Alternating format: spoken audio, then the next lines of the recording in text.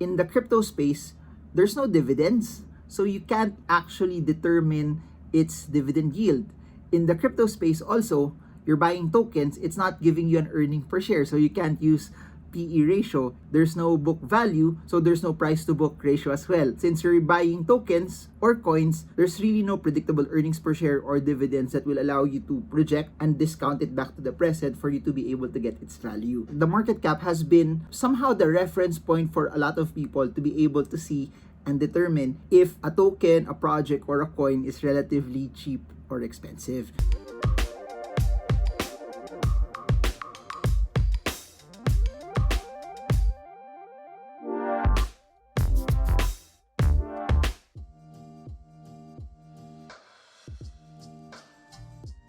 Hey guys, so I want to talk about how important market cap is in terms of you analyzing the token and coin that you would want to invest in. And for those who have been following me in the stock market, you already know what market cap is.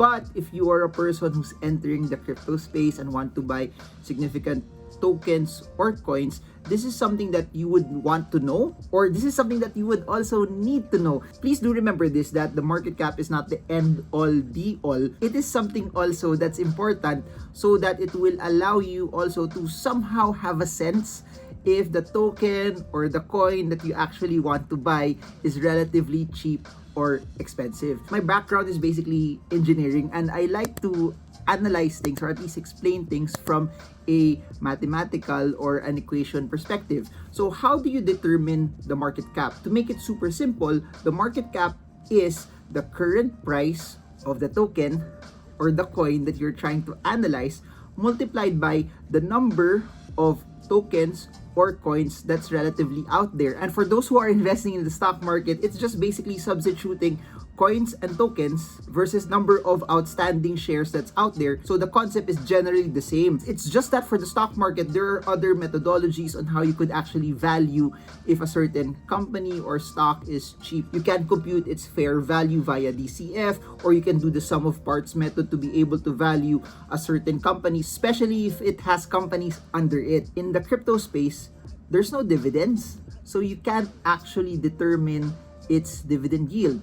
In the crypto space also, you're buying tokens, it's not giving you an earning per share, so you can't use PE ratio. There's no book value, so there's no price to book ratio as well. Since you're buying tokens or coins, there's really no predictable earnings per share or dividends that will allow you to project and discount it back to the present for you to be able to get its value. The market cap has been somehow the reference point for a lot of people to be able to see and determine if a token, a project, or a coin is relatively cheap or expensive. The biggest pitfall of people who are starting out and investing in the cryptocurrency market is that this token and coin is 0.00001, or this token is below $1. It's relatively cheap. That I would buy this token at 1.4 because it's lower than this token that's around $200.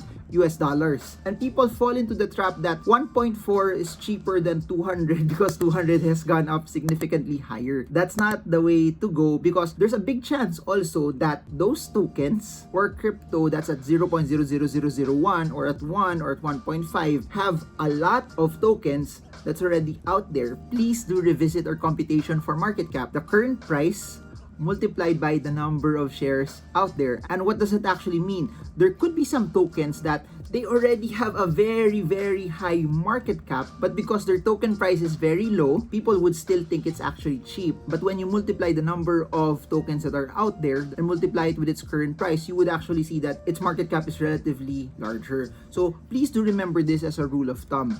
The larger the market cap, generally, the more expensive it is. The smaller the market cap, generally, the cheaper it actually is. But please do note that it doesn't mean that because the market cap is very, very low, it's something that you should buy directly, and it's something that it means that it's actually cheap. Please always focus first on the utility. Please always focus first on the growth. Please always focus first on the adoption, the apps that are built around it, and so many more intangibles. It's just that if you find a really, really good project and you want to compare it with others, it's a good way for you to actually see if it's actually cheap or expensive. So just to give you an example, ADA, by the time I'm recording this video, is somewhere around 1.5 or below 1.5 US dollars. And if you compare it to Luna, Avalanche, Polkadot, the token price of Polkadot is higher than ADA. The token price of Avalanche is higher than ADA as well. So some people might actually think that, okay, ADA is cheaper. But if you look at the market cap right here, you would see that by the time I'm recording this video, the market cap of ADA is higher than the market cap of Polkadot. The market cap of ADA is higher than the market cap of Avalanche as well, giving you a perspective that, hey, Avalanche and Polkadot might be generally cheaper still versus where ADA actually is. That's one way for you to be able to analyze it. So what am I saying here? Look at the price in correlation to the number of tokens and cryptos that's already out there, because that will also determine if it's actually cheap or expensive. And again, as what I said earlier, it's one way, it's not the end all be all. And please try to look at it this way. More shares released, it actually means that the token or the coin that you're actually watching becomes heavier, meaning it becomes harder for the token and the coin to push higher, because that actually means that you would need a larger amount of money, US dollar equivalent, for it to actually push up. But also on the flip side, it will take a larger amount for it also to actually go down and dump faster and lower. And that's why if you noticed it, Bitcoin being close to $1 trillion US dollars, the largest market cap in the entire crypto space. So please do note, by the time I'm recording this, Bitcoin is close to $1 trillion US dollars, somewhere around 900 billion US dollars. The entire crypto space is hovering around 2.2 trillion to 2.4 trillion US dollars. Because Bitcoin has a very, very large market cap, it will take a large amount of money for it to drop. If you notice the drops that we're actually seeing, the tokens and the coins that have very, very small market caps are the ones that we've seen drop 80, 90, 95, 98%, whereas Bitcoin wasn't as volatile downward. Similar also to Ethereum, similar also to BNB, which are the top 3 tokens that we actually have. And I just want to end it with this. If you try to analyze it further, it's one way also for you to determine somehow what would be the ceiling for a certain project. So if you look at it right here, by the time I'm recording this, the market cap of BNB is somewhere around 1/5 of the market cap of Ethereum. And the way you would analyze it is, if BNB somehow becomes half the value of Ethereum, this will be its actual price. And the way you could analyze it also, will BNB actually surpass the market cap of Bitcoin? Is that actually possible? So if you try to compute it, what would be the market cap of BNB if it tries to attack the market cap of Bitcoin? And if you try to look at it, it needs to go up by 10x, meaning from the time I'm recording this, BNB is around 500, it needs to go to 5,000 to attack the market cap of Bitcoin. Then you would actually think that, so for it to actually go to 5,000, it must be around $1 trillion. For that to happen, it has to attack Bitcoin. Will it actually beat Bitcoin? Or will Bitcoin actually go up first so that the others will actually follow suit? That's one way for you to actually look at it, because there are a lot of tokens and coins that are below 1 billion US dollars, and somehow if you try to project a certain price for them and they surpass the billion mark, but if you look at the utility, you look at the team, you look at the roadmap, you look at the adoption, it's very, very far, then there's a big chance also that it may not go up, because please do remember that once you hit $1 billion US dollars, it already places you among the top crypto / token projects that's out there. But in the same way, I guess that could be a rule of thumb also for everyone, that if you want projects that are cheaper, you want projects that have the ability also to push up, you can also focus on tokens, projects, and cryptos that are below, that have very, very low market cap, in a way that it doesn't take a large amount of money for it to go up. But also in a way, when you go back to the equation, smaller shares that are moving around, smaller market cap, it's easier for the price also to move up as well. But again, I'll say this, that everything that I'm saying here should be the last layer of your analysis, because whenever you buy a token or a coin, you should always analyze first what the risk is.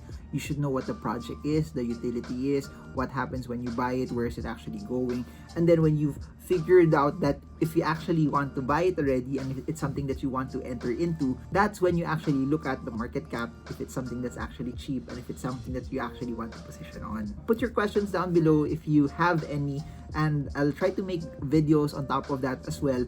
And this will be my trust for the next year as we enter 2022. The goal will be still the stock market. I'm still gonna talk a lot about the stock market, but I'm gonna double down on cryptos. I'm gonna double down on NFTs because I believe it's game changing technology, and I believe that's where everything is headed right here, right now. So I hope that this was something that's insightful. Please don't just buy just because I talk about it here. Please take the time to learn and do your own due diligence when you start investing, because at the end of the day, it's your money, it's your responsibility. No one will work hard for your money more than you. So I guess that's it for now. If you want to know more and if you want to invest in crypto, check it out down below. We have platforms and exchanges that you could actually use for you to be able to enter, and you can open them online. I also have an NFT project. If you want to support me, check it down below. For those who want to learn and trade technical analysis, I have a recorded Zoom course that you can check out. I have books written on it that's available in Shopee and Lazada. That's it for now. This is marvingermo. I hope this video helps you trade well, trade strong, trade smart. See you all again soon, and God bless you all.